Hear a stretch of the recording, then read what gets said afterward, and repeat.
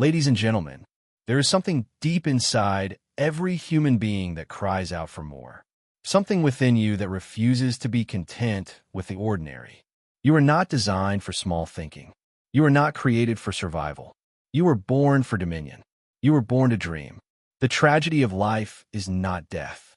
The greatest tragedy in life is not death, but life without purpose. And purpose begins with vision. It begins with a dream. Let me say to you today, if your dream doesn't scare you, then it's insulting to your destiny. If your dream doesn't make you question your ability, then it's beneath the potential God placed inside of you. If your dream fits neatly within your current resources, it's not a dream. It's a memory. You were never meant to shrink your life to fit your present. You were created to stretch your faith to fit your future. Every person in this room was born with something the world needs. There's a gift inside of you that was packaged within your body when you entered this world. You are not an accident. You are not a biological coincidence. You were sent to this planet with a deposit from eternity. And your dream is the blueprint that heaven wrote to guide you back to your original assignment. Listen carefully. You don't choose your dream. Your dream chooses you. Before you were born, the dream already existed. It's not ambition, it's mission. And you'll never be truly fulfilled until you align yourself with it. Too many people die old, but never live full. They live under labels. They live under limitations. They live under fear. But you are not called to live under anything. You are called to live above only and not beneath. The problem is society trains you to think small. It says, play it safe. Don't get your hopes too high. Stay within the lines. But let me tell you something. They may try to put you in a box, but you were born to break the mold. You're not a copy. You're an original. You don't have a duplicate fingerprint because you don't have a duplicate destiny. Your dream is not just about you. Your dream is the solution to someone else's problem. When you suppress your dream, you delay someone else's breakthrough. Your dream feeds others. Your vision empowers others. Your obedience to pursue your dream becomes the bridge that others walk across to find their own destiny. This is why dreaming is not a luxury. It is a responsibility. It is not selfish to dream big. It is selfish to keep small. Because when you refuse to dream, you rob the world of what God put in you to give. Now hear this. The enemy of big dreams is not failure. The enemy is comfort. The enemy is success at the wrong assignment. The enemy is applauding crowds while you're secretly empty inside. It's better to fail in your purpose than succeed in someone else's plan. Because you can recover from failure, but you can't recover from disobedience. Don't settle. Don't conform. Don't fit in where you were meant to stand out. You were born to disturb the norm. You were born to challenge systems. You were born to rewrite the rules. Your dream is bigger than your degree. It's bigger than your job title. It's bigger than your background. Because your dream is bigger than you. Let me talk to the dreamers in this room. The ones who've been called crazy. The ones who feel like outsiders. The ones who wake up in the middle of the night with a vision burning so hot in your spirit that you can't go back to sleep. I came to tell you, you're not crazy. You're called. You're not out of place. You are ahead of your time. The world doesn't need more employees. The world needs visionaries. The world doesn't need more imitators. It needs initiators. People ask, how do I know it's a big dream? You'll know it's big when it requires God. You'll know it's big when it demands faith. You'll know it's big when it makes you weep and rejoice at the same time. A dream that's too easy is too small. Big dreams will cost you. You will be misunderstood. You will be criticized. You will be lonely. But don't shrink. Don't retreat. Eagles don't flock. They fly alone. And when you fly high, you don't hear the noise from below. God never gives you a dream and then leaves you alone to fulfill it. He provides what the dream requires. But provision follows vision. He doesn't finance your fantasy.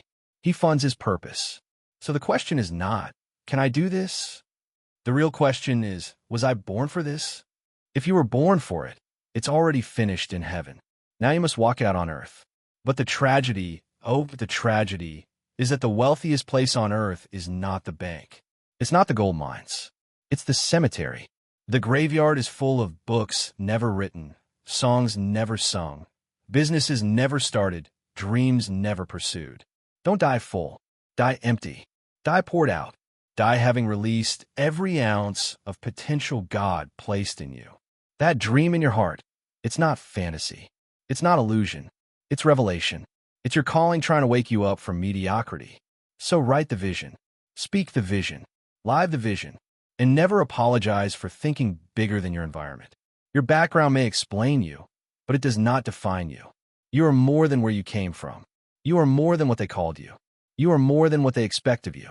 The future belongs to the bold, to the daring, to the uncommon, to the ones who look at impossibility and see opportunity, to the ones who have the audacity to say, "There's more in me."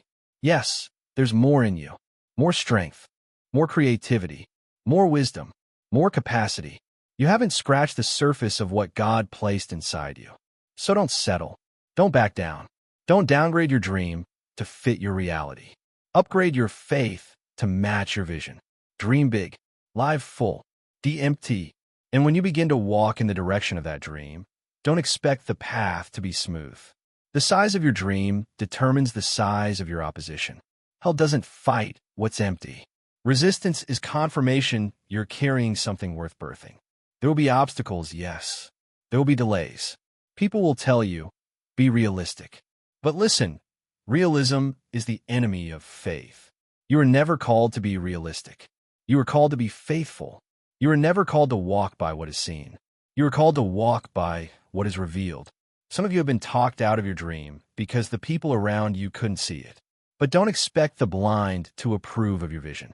Don't expect the comfortable to understand your urgency. Don't expect the small-minded to celebrate your expansion. You don't need everyone to believe in it. You just need to believe in it enough to move. When Joseph shared his dream, even his brothers hated him. But the hate was not a sign of his failure. It was a sign of his future. The attack was not against him. It was against his potential. And what did God do? He used the pit, he used the prison, and he used the pain to prepare the palace. So don't be afraid of what you're going through. The pressure you feel is proof that your dream is alive.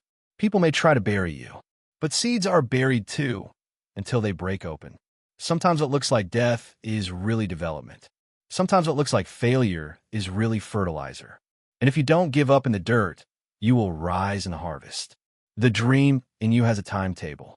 There's a season for planting, a season for watering, a season for waiting, and then a season for reaping. Don't abort your dream in the waiting room. Don't curse the process just because you can't see progress.